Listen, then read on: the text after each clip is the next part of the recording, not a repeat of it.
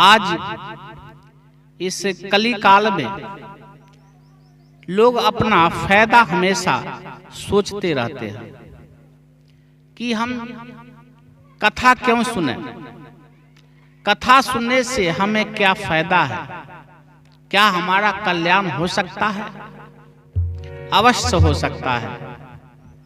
शिव महापुराण में इससे पहले हम देवराज ब्राह्मण का कथा बताए थे, आप हमारे चैनल पर देख सकते हैं। और महातीस में 2 ब्राह्मण का जो है सो पतन हो चुका है, वो चरित्र से गिर चुका है, उसी का है। तो आप देवराज ब्राह्मण के बारे में कथा बताए थे और देवराज ने शिव कथा सुनने के बाद वह शिवलोक का भागी बना। ठीक उसी प्रकार एक अन्य जो ब्राह्मण है जिनका नाम बिंदुक था और उनकी पत्नी का नाम चंचुला था, जो वास्कल ग्राम जो समुद्र के किनारे एक छोटा सा गांव था, उसी गांव में पति पत्नी दोनों साथ रहते थे, लेकिन वहां अधर्मी ही ज्यादा रहते थे। तो बिंदुक जो था महापापी था, पर स्त्री के पास प्रत्येक दिन वो जाया करते थे, लेकिन उनकी पत्नी जो चंचुला जो थी बड़े ही धर्मनिष्ठ थी, वो हमेशा पूजा पाठ में ही रत रहती थी, लेकिन उसका पति उसका विपरीत था। एक दिन उसकी पत्नी चंचुला समझाती है अपने पति बिंदुक को कि आप पर स्त्री के पास क्यों जाते हैं, क्या हम में कोई कमी है, मैं सुंदर नहीं हूं? तब वह बिंदुक कहता है तुम सब कुछ हो, लेकिन फिर भी हमें रोको टोको नहीं।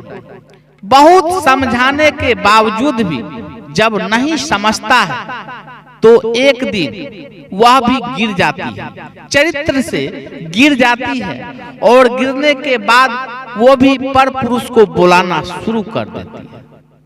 समय व्यतीत होते चला गया, वृद्धावस्था को हो गया, और बिंदुक जो है एक दिन उसका देहांत हो जाता है, वह मर जाता है, और मरने के बाद वह पिशाच यानी प्रेत बन जाता है।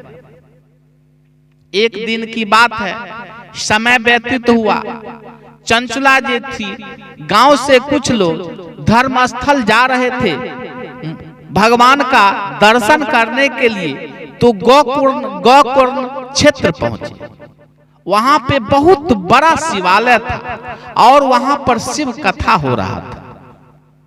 तो शिव कथा हो रहा था और कथावाचक बता रहे थे जो कामी महिला होती है, कामी पुरुष होता है, उसको जो है 28 प्रकार का नरक है, नरक में उसको जाना पड़ता है और उसको लोहा गर्म करके योनि को दागा जाता है, तरपाया जाता है, हजारों बरस तक प्रेत बन के उसको नरक में चारों ओर भोगना पड़ता है, भटकना पड़ता है।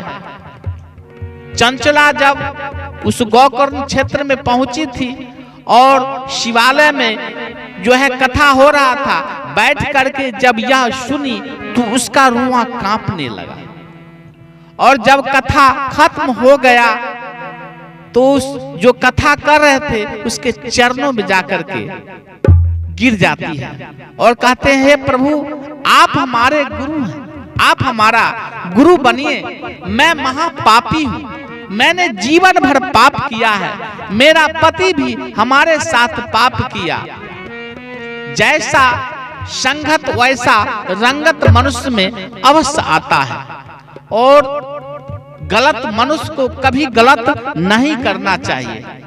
तब उस व्यास जो कथाकार थे उनको दया आ गई और बोले कि बेटी तुम चिंता मत करो, तुम 9 दिन तक शिव कथा होगा, शिव कथा तुम अवश्य सुनो, और एक मैं मंत्र देता हूँ, भगवान शिव का मंत्र देता हूँ, उसका तुम जाप करो।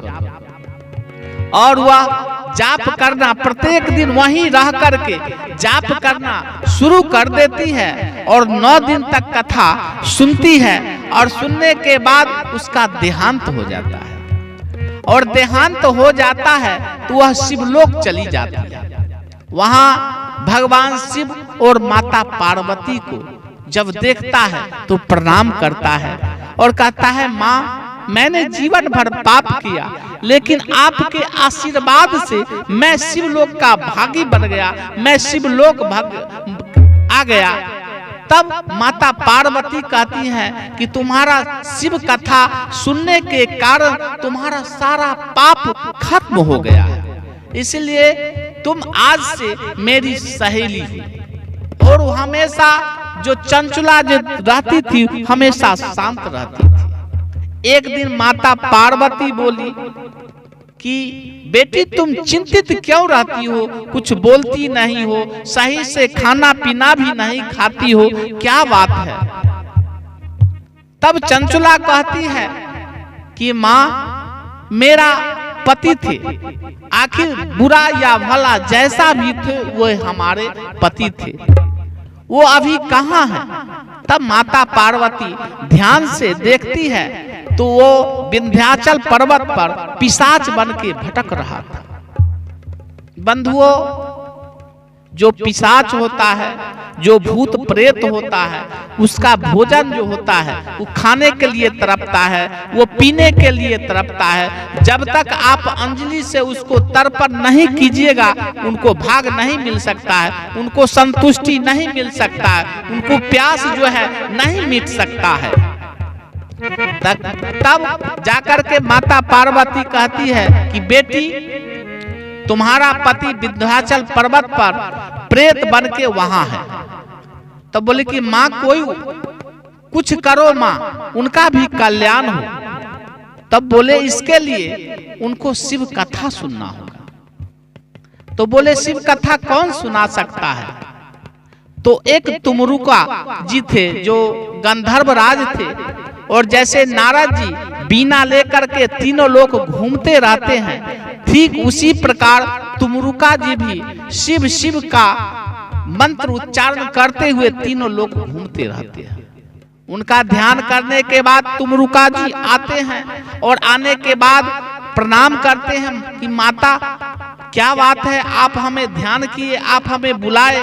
तो बोले कि बेटा तुमको जो है मेरा यह जो सहेली है चंचला, इसका पति जो है पिशाच बन गया है, इसके लिए तुम कल्याण के लिए कथा करो। तब सभी जो है माता पार्वती भी जाती है, चंचला भी जाती है और वहां जाकर के सब बैठ करके 9 दिन तक शिव कथा जब होता है तो वह जो पिशाच जो था बिंदुक इधर उधर भटकना शुरू कर देता है। तो मंत्रों के द्वारा उसे बांध करके और 9 दिनों तक कथा जब सुनाया जाता है तो 9वां दिन जब पूरा होता है तो वह मुक्त हो जाता है, वो पाप से मुक्त हो जाता है, वह पिशाच से मुक्त हो जाता है और शिव के समान बन जाता है। और वह जो बिंदुक तो जो था वह प्रणाम करता है कि माँ हम आपको प्रणाम करते हैं। और जो तुमरुका जी थे उनके चरणों पर दंडवत करते हैं, चरणों पर गिर करके, और कहते आपके कारण ही हमारा जो है पिशाच योनि से मुक्ति हुआ। पत्नी को वहां गले से लगा लेते हैं और भगवान शिव का स्तुति करते हैं और प्रार्थना करते हैं। कवि के भाव है, पूजा के हेतु शंकर आयल छी हम पुजारी, गावै छी हम नचारी। पूजा के हेतु शंकर आयल छी हम पुजारी, गावै छी हम नचारी। पूजा के हेतु शंकर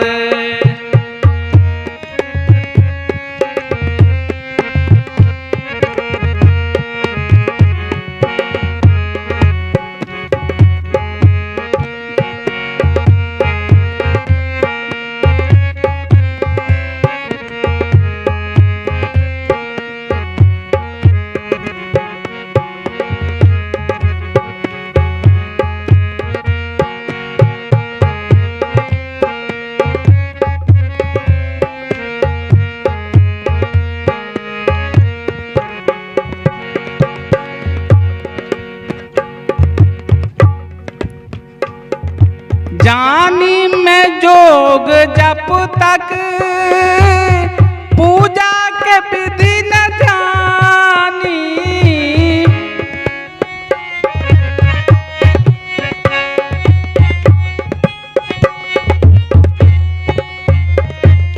जानी में जोग जप तक पूजा के विधि न जानी, तैयो हमार मनोरथ पूरा करू है दानी।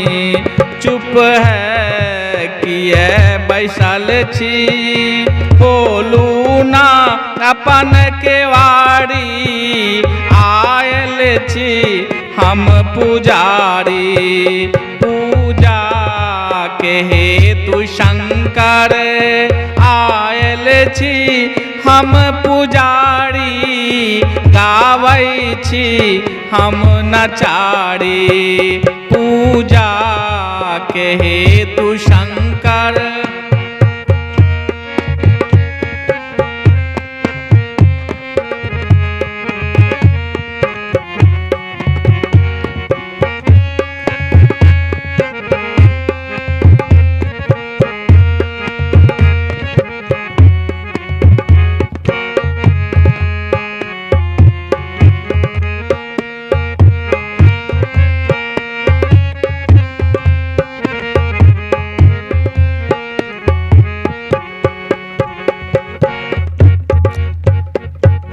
बाबा अहाँ के महिमा बच्चे से हम जानै छी,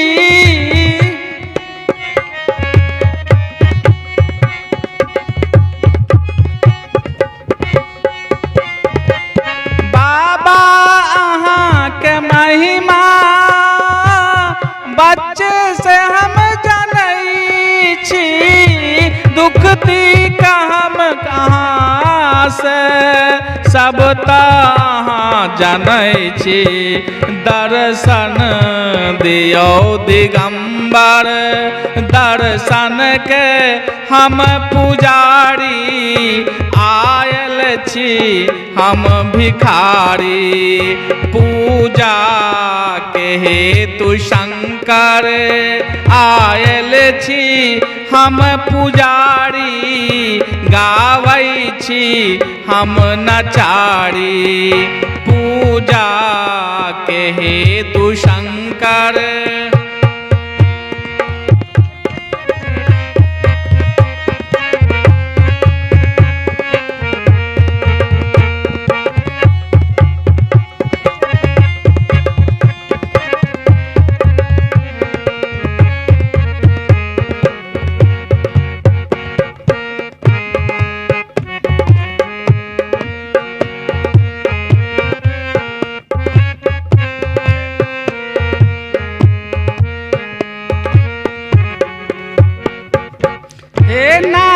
छी अनाथे बरदे करू सनाथे,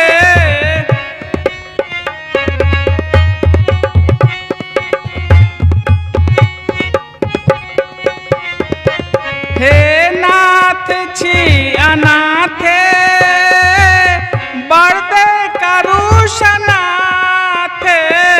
नरमम बिना नश्वर को कर जोड़ी दोनों हाथे, डमरू अहाँ बजाबू गायब छी हम नचारी, आयल छी हम पुजारी। पूजा के हेतु शंकर आयल छी हम पुजारी, गावै छी हम नचारी। पूजा के हेतु शंकर आयल छी हम पुजारी, गावै छी हम नचारी। पूजा के हेतु शंकर आयल छी हम पुजारी, गावै छी हम नचारी।